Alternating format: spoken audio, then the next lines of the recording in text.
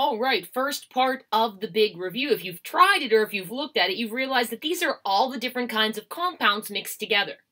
This is where the rules get tricky. So I'm going to try when I start each one to let you know what I'm thinking, why I'm doing what I'm doing, and how I know. So, very first one, N2O4. I always look for both elements on the periodic table. I found both N and O all the way over at the right. They're both non-metals. They're both to the right of the zigzag line. So I need a prefix name for this one. 2 is di, so dinitrogen. 4, my favorite, tetra, and I don't have to go tetroxide. Tetroxide. If you spelled it with an A, it's fine. Dinitrogen tetroxide. Next one, I got a polyatomic ion because I got parentheses. Al, aluminum, and I look up the other part. Hydroxide. So far, so good. Only 2 capital letters, so it's just going to be a name. Look for both on the periodic table, and I'm going to check my ion list when I realize that PB is kind of in a strange place. It's the bottom of group 14. I don't know the charge for the bottom of group 14, so I look and I see lead on my list. Oh, I get it. Lead could be +2 or +4. I know that oxygen is -2 because it's in group 16. So if oxygen is -2, lead must be +2. And if you're a fan of the Roman numerals, you're good. If you're a fan of the Latin names, check it out or know it. That's plumbous oxide. I am not putting those in the multiple choice. There are going to be so few examples of this, I would think one, that we're not going to get into reviewing the Latin names. People who were using them well. Next, HCl. Oh, I see hydrogen in the front. That means it's an acid, and I know its name is hydrochloric. Anytime it's just H in an element, it's going to have hydro in the name. Cool. K2O. 2 capital letters. I got potassium over here in group 1.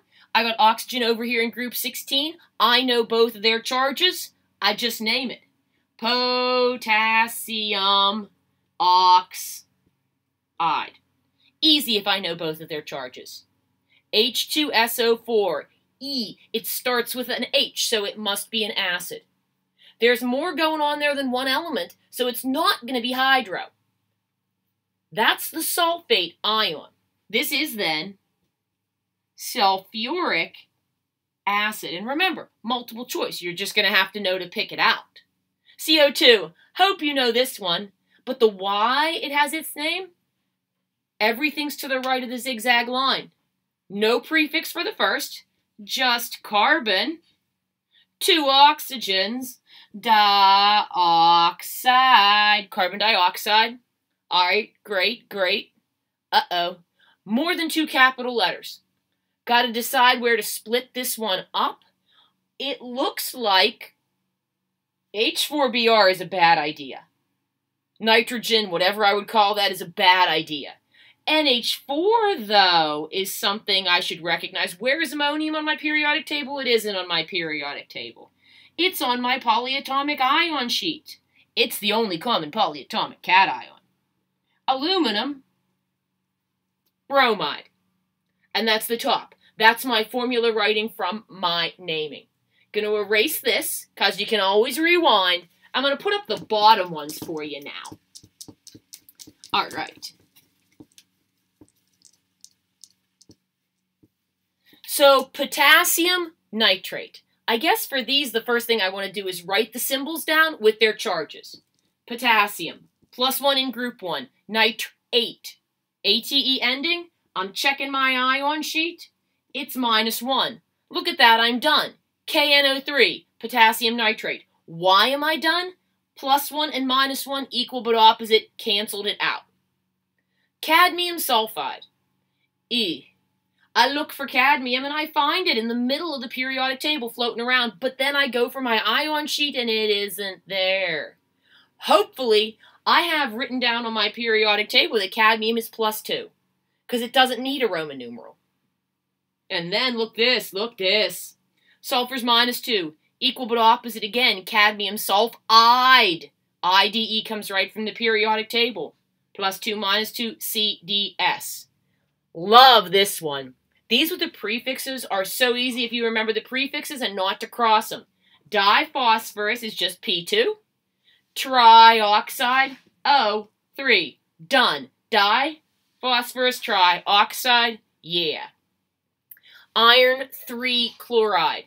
That Roman numeral is really nice because it says iron's charge is +3. That's what the Roman numeral tells me. Chlorine's on the periodic table, group 17, -1. I know where it is. So I need 1 iron and 3 chlorines, FeCl3 for iron 3 chloride. Hydrobromic acid. For the ones that say hydro, they're a piece of cake. Hydrobromic. Done. Hydrobromic and hydrochloric are like that. So are hydrofluoric and hydroiodic, but I'm not planning on putting those on anything. Barium oxide. Barium's number 56. It's in group 2, +2 charge. Oxygen's in group 16. Look at that. -2 charge. Equal but opposite. BaO, barium oxide. Ammonium hydroxide. Wow, there's a lot going on there. Where's ammonium on the periodic table? It isn't unless you wrote it there. Ammonium is a polyatomic ion, NH4+. Hydroxide. Now that one's another one, because if it's IDE ending, you might want to look on the periodic table for it. It's tricky. It's not on the periodic table.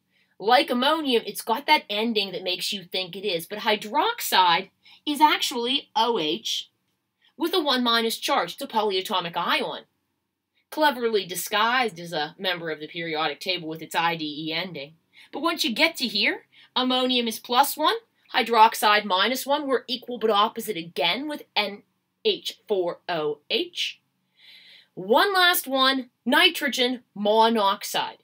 Remember, no prefix, just one of the first one. Monoxide. Solamente uno, just one, NO.